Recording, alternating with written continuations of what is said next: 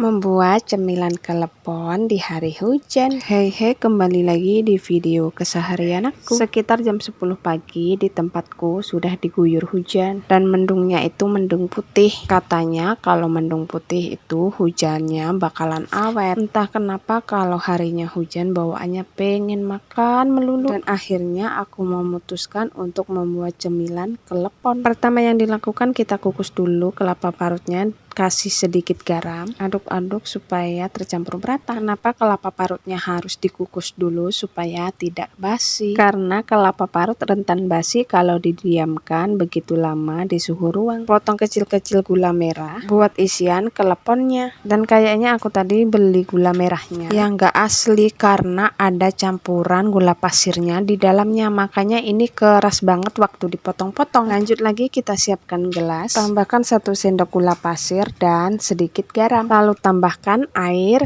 dan diaduk-aduk agar gula dan garam tadi hancur. Masukkan tepung ketan di wadah. Takarannya aku tadi cuma pakai kira-kira, aku sesuaikan dengan banyaknya gula merah. Supaya warnanya hijau, kita tambahkan pewarna makanan. Lalu aduk-aduk menggunakan tangan. Dan tanganku tadi sudah aku cuci sebelumnya ya. Kurang lebihnya adonannya seperti ini. Kalau masih kurang hijau bisa ditambahin pewarnanya lagi. Ngadonnya ini tadi nggak lama kok teman-teman, bentar aja. Dan aku membuatnya tadi sedikit, mencukupkan 1 biji gula merah yang kecil itu aja. Dan bila sudah kalis, kita masukkan gula merahnya ke dalam adonan. Setelah itu dibuletinnya, diputer-puter aja pakai tangan. Dan aku ini tadi buatnya besar-besar teman-teman, soalnya aku tuh nggak telaten sebenarnya buat yang kecil-kecil gitu. Aku percepat aja videonya waktu buletin kelepon, dan ini hasilnya. Gak semuanya ya aku video yang sudah jadi keleponnya. Sebelumnya aku sudah manaskan air untuk merebus keleponnya. Oh iya, ketinggalan tadi bahasnya air, gula, dan garam tadi untuk apa ya? Untuk dicampurkan ke tepung ketannya tadi. Lanjut, setelah keleponnya mengapung, tandanya sudah mateng, kita angkat ya. Nah ya kan, jadinya gede-gede aku buatnya.